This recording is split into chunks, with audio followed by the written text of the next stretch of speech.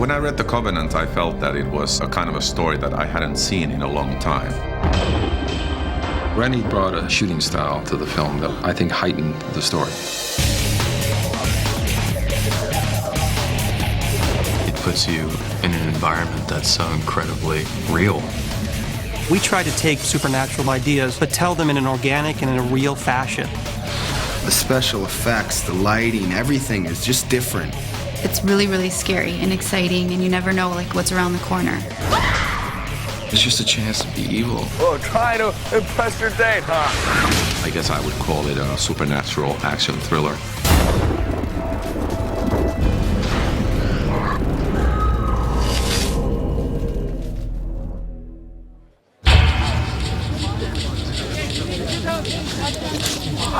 We need one player's real big.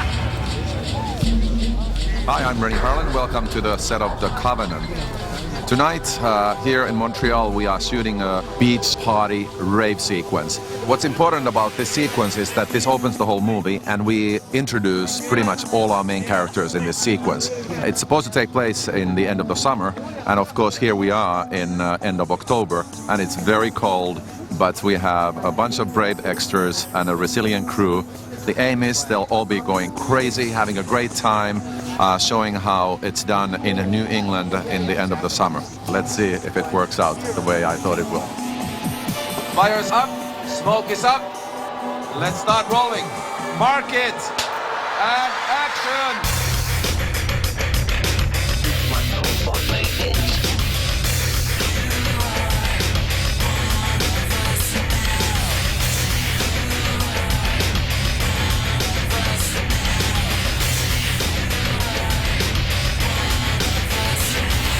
And cops are coming, cops are coming.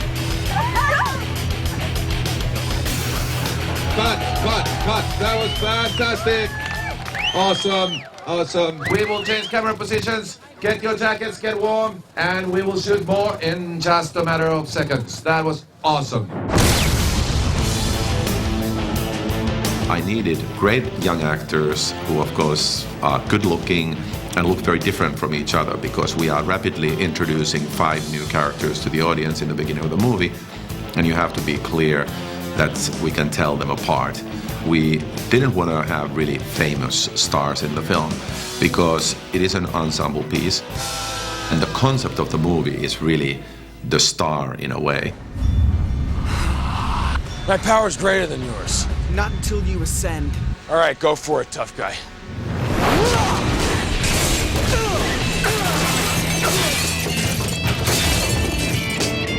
I knew Stephen for a couple years, and I think that Stephen Straight's about to be a movie star. So I brought him to the attention of Rennie, so that's how sort of Stephen got there. So Stephen, you're 6'2"? Yes. And Laura, you are about 3. I read the script, and Caleb presented so many different dimensions and angles on his personality. His relationships with his mother and his father and with his girl, they're all completely different. That was very attractive to me, to make a character that was so well-rounded. Action. You are just days away from ascending. Please, Mother, I said stop it. Powers to do anything. And you will do it for her, like you did it for me. No, I will never be here. Never. Stephen Strait is the most talented young man I've met in years and years. Not only is he breathtakingly attractive, he has a terrific sense of humor. What's great about working with young actors is that they are so eager and so excited and so passionate about what they are doing that you really get a lot from them, and you get really great surprises, and they'll never get tired of trying new things. We have some very athletic swimming scenes. The actors worked very hard in order to get into great shape and look really great on camera, and there were those moments where you see actors doing 1,000 sit-ups in one day and eating only some apples. I feel very privileged being this is my first thing. It's unbelievable working with the cast. We have such chemistry even since day one. Like, there's no egos on the set, no big personalities, you know, they're trying to assert themselves, and every guy is different and unique. And we're all from different places too. And that's what I think it really is all about. We bring something different to the table with every character, and it shows in our character. There's just a sort of excitement that translates from their presence and their passion to the screen and their performances. Throw you down. Go! And 3, 2, 1, action. We're going to study 4 American contemporary writers of fiction. First is Cormac McCarthy, then Tim O'Brien, Kent Haruf, and last but not least, Stephen King. Yeah! Dreamcatcher was the shit. If I have an idea for a scene, then he'll let me jump right into it and then, you know, give me feedback. Oh my God. Scare you. Oh, Just got back. sorry. I'm just a little freaked out. Felt like someone was watching me in the showers. He said, look, you can do what you want with him. He does a lot of different things in the film. As I said, he's having a good time, then, you know, he's being an asshole, but then he's being creepy, and, you know, I can do a lot of things with it. I think from the very early on, when they were able to see what kind of angles we were using in the shooting and how we were lighting the sets and how we were lighting them, they started understanding. We call it the world of the covenant. And every time when we were doing a scene, we would sort of check on ourselves and say, is this a covenant kind of a scene? Is this a covenant kind of a shot?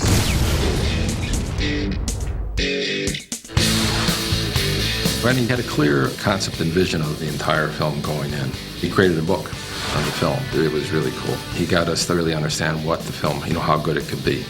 The thing about Rennie, which is so great, is he storyboarded the picture shot for shot, had that to refer to. He really wanted everything to sort of fit together. In the beginning, we have all the candles going, and when Caleb walks in, just when he's walking past this thing, this is gonna light. I talked about the script a lot with the actors. I showed them my storyboards. I storyboard all the sequences so they can visualize it better and get an idea of the tone and the feeling of the movie. It was so interesting because it filled in the gap for just about where this was going and his vision with it.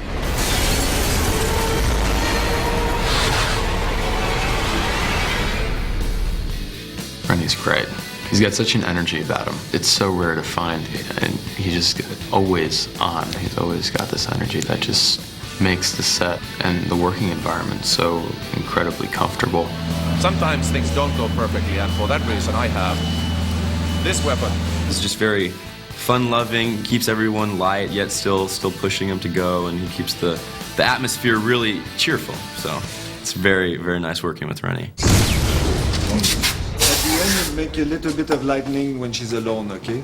I think thrillers really are a constant in film popularity. But it's finding the right cinematographer that can make an elegant, scary film. It was a very interesting project. It's the first time I do like horror kind of film, you know, scary films and that. So that was a good challenge also for me. I was very interested with working with Rennie Harlin. He likes my creativity. He let me do, you know, a lot of things, and we have a very good teamwork on that film. It's great. It's really fun. That was good. Excellent. Camera was great too. Now I'll go even more, like, go a little crazier. And Rennie and Pierre, that team is just so genius at pulling these shots that are just absolutely gorgeous and mind-blowing. All of the shots are alive. They're not boring, straight on shots. He uses all different angles and all different ways of shooting. So I think that brings a lot more to the movie. Action. A big challenge was to really make a great shot in that short time that we have. So it took a lot of people to prepare a lot of sets. We lit 3 kilometers of forest at night. That's a lot of lighting and crew. It's very complicated. It's a complex organization. In terms of the way we are lighting the sets, the way we are shooting the scenes, I wanted to take the audience's hand and take them on this journey in a very deliberate way by choosing very particular kind of angles and telling the audience that this is the way you walk down a dark hallway, or this is the way you wake up from a nightmare, or this is the way you experience this action sequence. I really want them to be there. It's kind of tough, but everybody's just been so patient. I don't know, sometimes I'm amazed. Saw a lot of rain and mud, you know. I think there was one time we were shooting outside, it was raining. I see the poor camera guy, you know, he's like sinking in mud as he's trying to hold the camera up. was so much mud at one point. I think there was a puddle like up to our knees. We were working the dollies into the swamp, and it was like fun. It was an interesting challenge to create a world that would be fascinating and dark and different, yet still grounded in reality. So our script called for New England location, but I didn't want anything to feel completely real. I wanted every home and every schoolroom to be kind of a darker, different take on our normal lives.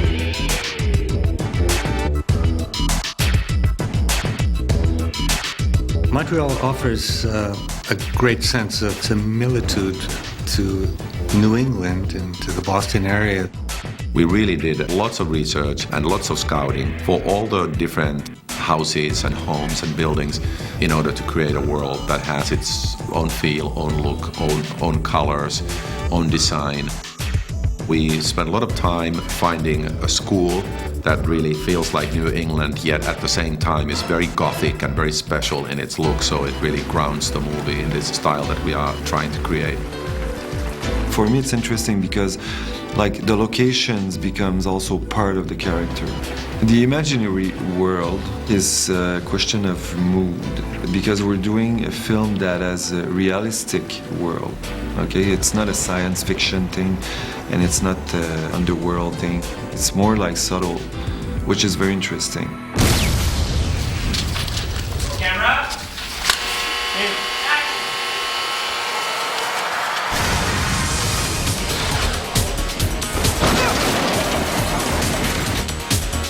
I just thought the movie was really a little bit different from most horrors and thrillers because it had a lot of action in it and special effects and stunts. There are 485 visual effects shots that were created for this picture, which means roughly 1 in 5 shots was a visual effects shot. They are a driving force. They are also telling the story. Nowadays, obviously, we can do a lot more than years ago because the digital effects make it possible to create almost any kind of a world. Of course, it has to be grounded in reality, but at the same time, these visual effects help us in creating certain action sequences and obviously the moments where we see these magical powers really working. There were certainly some things that were executed exactly as Rennie storyboarded, but some of the effects developed in the course of post-production. When Chase cast the spell on Sarah, I had the idea that maybe we could do something to make it more practical in some way. So why don't we have a spider crawl out between his fingers and crawl into her ear? And that was an example of an effect that really was not scripted, not shot, but ended up in the picture. And I think it was a pretty good one. A sequence where Sarah basically wakes up to find a spider and it becomes a big nightmare sequence. The real fun of that was to try to find a way to make each shot more horrific than the one before it. Visual effects support the story. That's what CG does well. My favorite scene is the shower scene that I did. There's something that breaks on the floor, and I've been down, and I don't know, but above me there's a floating dark warlock above me, and I turn around and they're gone. So it's really, really creepy. Green screen, that was one of the trickiest things for me. You just have to imagine you're like driving off a cliff, but really all you see is a green piece of paper in front of you. But once you get into it, once the guys and us start messing around in it was easier. It's definitely a challenge because you always have to remind yourself where you were before the green screen, when you were in the actual place, and you have to remember where you were at then and match that. Some scenes, to be able to shoot the storyboard like we want to shoot, it would be one day to set up one shot for the car to come there, have the camera to go around. It's extremely complex. It would cost a lot of money. So then having a CG car, it's a driving force because it should look really cool and really fun.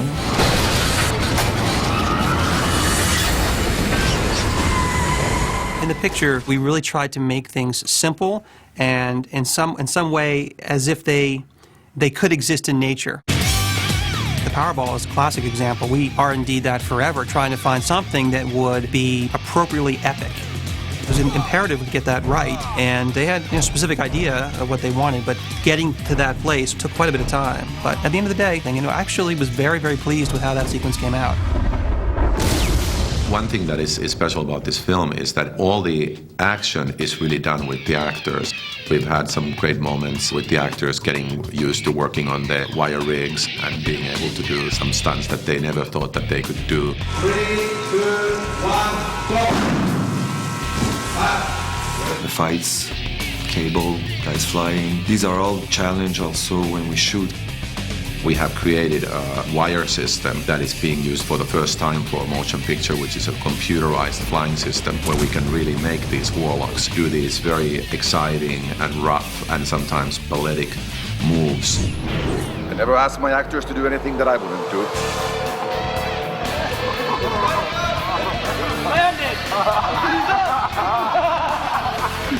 It's not as easy as it seems.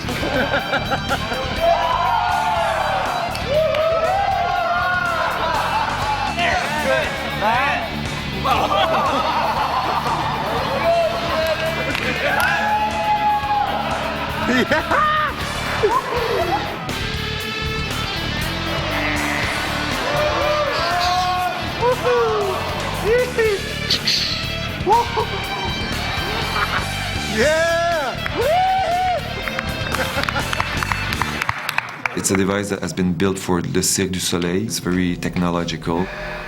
It's all computerized cabling, so you can program the movement of an actor so you can repeat it every take the same way. We've taken the actors and trained them for months on these rigs, and we can do it very safely and in a very controlled environment, yet give the audience really the exhilarating feeling of seeing the actors do it. Yeah, baby. It's always been a challenge and it's always been fun. I mean, how many times in one's life do you really get to be shot through the air at 17 feet per second? After like a month of rehearsing, we go into there with a lot of confidence.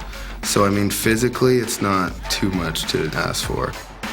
It's a rush and a challenge, and it always helps the scene if you're doing it yourself. And you get those really honest reactions. We're learning how to fly to some extent. You're dealing with gravity, on wires and whatnot, but you're learning how to, balance your body. I used to be very afraid of heights before this, and now I'm all about it. I don't even know how it happened, but it's been an amazing experience, especially being so physical. I've never done anything this physical before.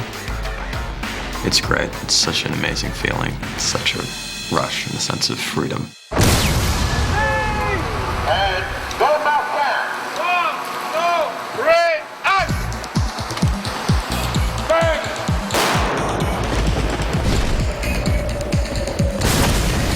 Doing something of this caliber, it's been incredibly gratifying. It's really cool doing a movie where you can feel like all the characters are just like your best friends, and we've all become best friends on the show, and it's just been a great time. I think what really unites all the actors and the crew as well is that we share a sense of humor and we really try to make it fun working together. It's a lot of work and long hours. We really try to keep it so that we remember that this is our life and we are having fun, and we are very privileged to be able to do it.